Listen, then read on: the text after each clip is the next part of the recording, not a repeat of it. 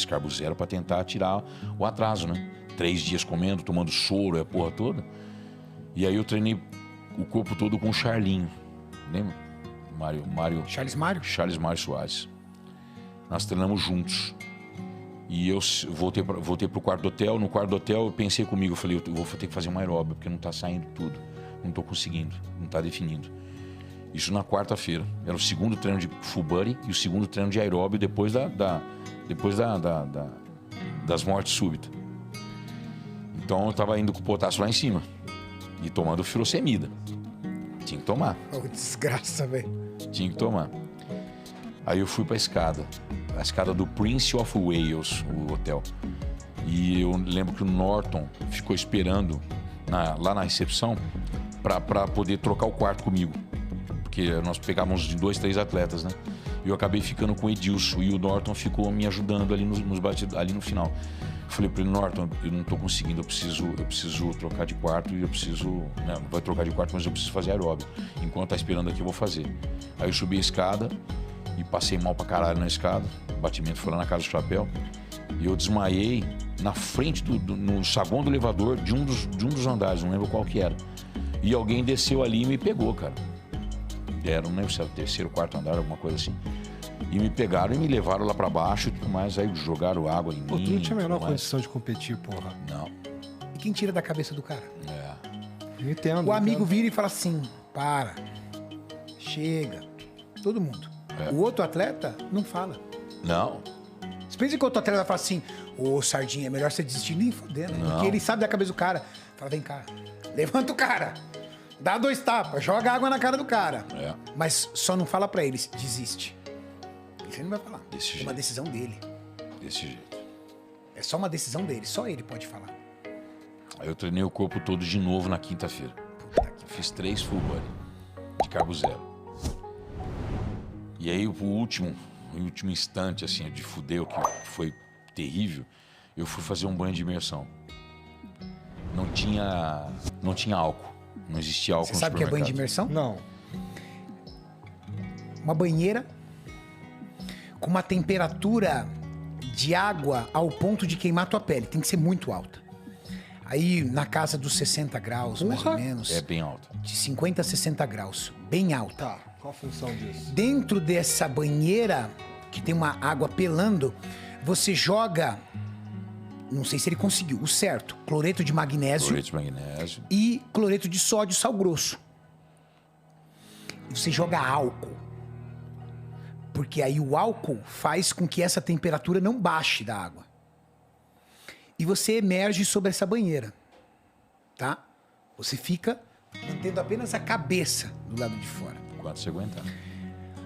O seu corpo está com uma leve retenção hídrica. O objetivo é tirar a água do interstício.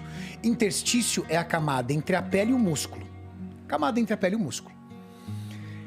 A água do interstício, ela tem mais afinidade aos eletrólitos que estão dissolvidos na água, cloreto de sódio, cloreto de magnésio, do que ao seu interstício. Então ela transpassa por um fenômeno chamado osmose. E ela sai do seu interstício e vai para dentro da banheira. E a água precisa estar na quentona. forma de suor. É como se você estivesse suando. Porque a nossa pele, ela é porosa. Ok? Só que você tem que calcular o tempo. Porque se você ficar muito tempo, você começa a perder água de dentro da musculatura. Que também tem afinidade. Só que quando você levanta dessa banheira, meu amigo, é uma sensação horrorosa de desmaio. Horrorosa. Porque é uma reação muito agressiva ao seu corpo. Começando pela temperatura da água. Que é horrível. E em segundo plano, por essa perda de água que você tem, que mesmo que esteja no interstício, o seu corpo não quer perdê-la. Então ele reage contra isso. Fazer isso no estado imunológico que ele estava, eu imagino, como você saiu dali carregado, né? Eu desmaiei. Sabia. O Edilson me tirou pra fora, senão eu ia morrer afogado. O Edilson estava fazendo banho junto comigo, né? Ele fazia um pouco, eu entrava um pouco, ele aguentou e tal, eu entrei e desmaiei. Aí eu desmaiei com o braço em cima, então ele viu e primeiro já me pegou e já me puxou pra fora. Molhou tudo o banheiro, acabou com o banheiro, assim. Fudeu o banheiro legal do quarto. Acabamos de ter uma aula de química. E aí foi... Química. Isso daí, um pouquinho tempo antes do evento em si. É. O quê? Uns dias? Não, isso foi na quinta-feira. No campeonato era no sábado. No sábado. Na quinta-feira foi o último dia de carbo zero. E eu ainda, na sexta, eu ainda segurei. Carbo zero é sem comer nenhum tipo de carboidrato mesmo. É só proteína, só frango e ovo. E whey. Era só o que eu comia, né?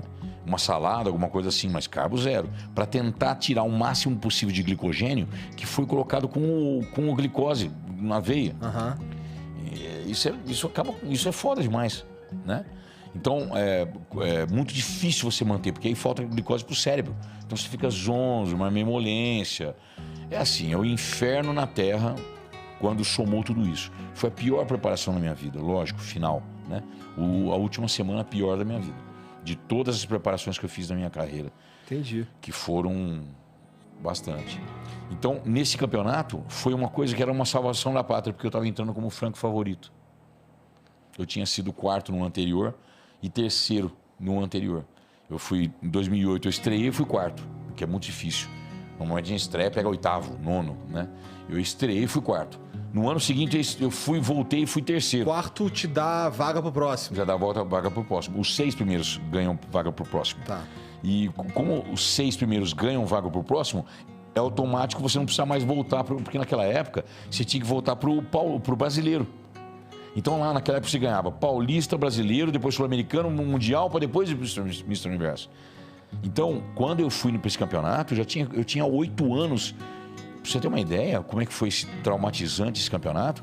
Eu fui pro campeonato e eu pensei comigo, eu falei, eu vou conseguir tirar. Na sexta-feira que eu voltei a comer carboidrato, depois das 6 horas da tarde, imagina, da segunda. E depois da alta do médico, imagina, saí basicamente dali.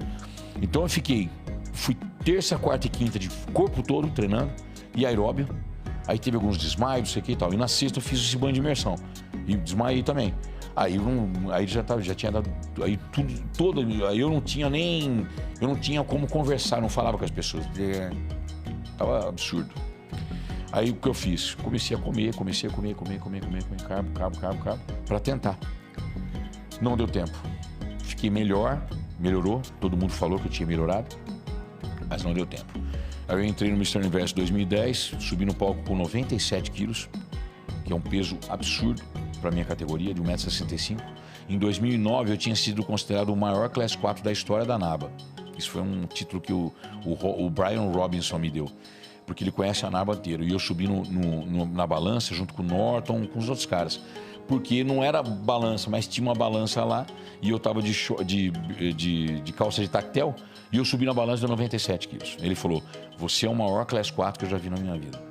E ele conhece a história da NABA inteira. Foi um dos fundadores da NABA. E isso foi um título muito bom, porque em 2003 todo mundo me menosprezava do volume. Todo mundo falava mal. Os meus concorrentes brincavam, falavam que eu parecia uma criança perto deles. Nunca mais esqueci disso.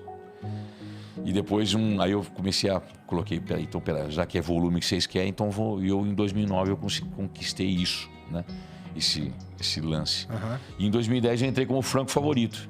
E aí, quando você perde? Eu entrei e não peguei entre os 6. Fui sétimo realmente. Não foi só sétimo, porque eu peço a súmula, né? Todo o campeonato. Eu fui sétimo colocado. E aí eu perdi tudo. Eu perdi meu Bolsa Atleta categoria internacional, que não tinha mais, que era ter só os 3 primeiros.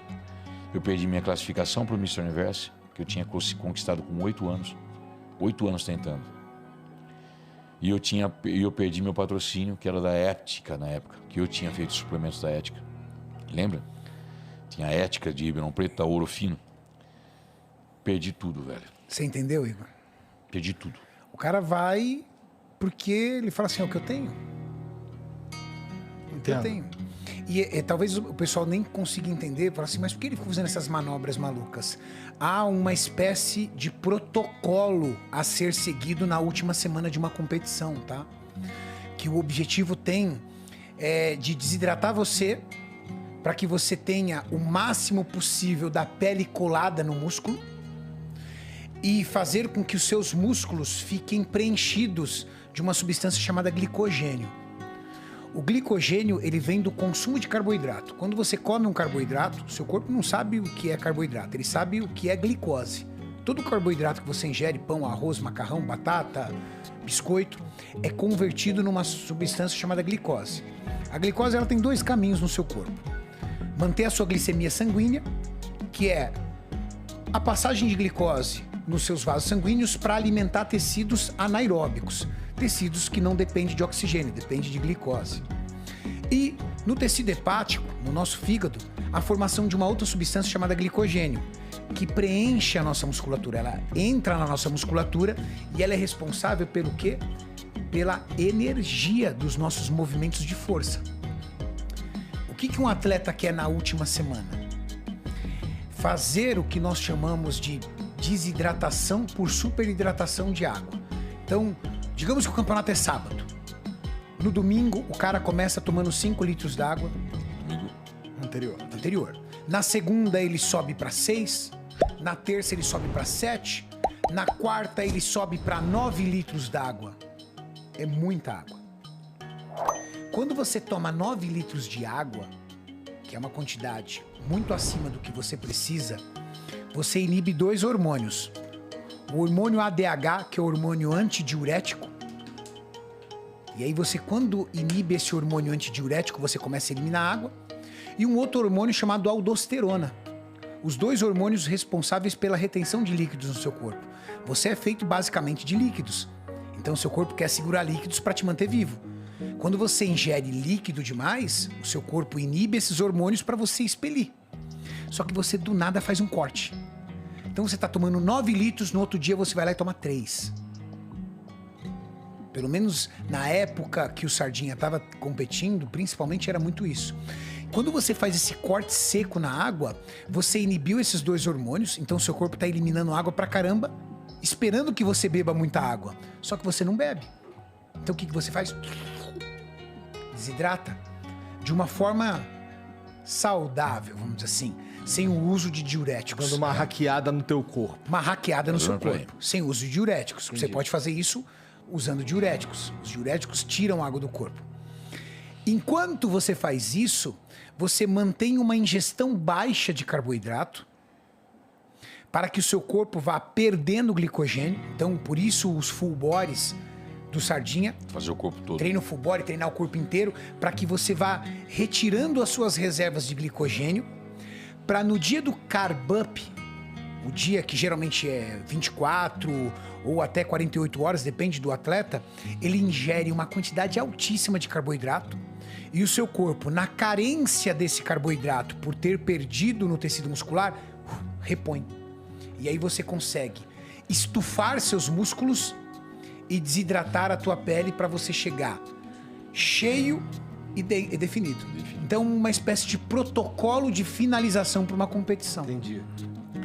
E é interessante porque... Cada um tem o seu protocolo, mas basicamente todo mundo faz mas quase que é esse, entendeu? Aí cada um dá, tem uns que não desidrata tanto, tem outros que não corta água, tem outros que corta, mas é basicamente isso.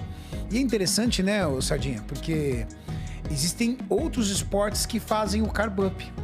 Por exemplo, corredores é muito comum ele reduzir um pouco o carboidrato, não nesse nível de agressividade, mas ele reduz e faltando um período para competição, 24, aí depende do preparador dele, ele faz uma alta ingestão de carboidrato para quê? Para que o glicogênio dele esteja no talo e ele consiga ser muito forte e capaz de percorrer aí uma longa distância, 20, 30, 40, 50 quilômetros. Também fazem um carb up. E eles às vezes nem sabem, mas isso é um carb up, é um processo fisiológico que você gera no seu corpo para fazer uma restocagem máxima de glicogênio dentro do tecido muscular. Entendi. Muita ciência que tem na parada, não é só levantar peso. Muito. Entendi. Nós temos, sim, em diversas zonas, somos PhD de alguma coisa. Empírico, né? Empírico, assim, tipo, na prática. Tá pegando. 90% dos atletas não tem muita noção do mecanismo fisiológico. Mas eles fazer. escutam os mais antigos, né? Ou faz porque é a prática do tipo, ó, é assim, acabou. Todo mundo feeling, faz, né? Todo mundo faz mais ou menos por aí.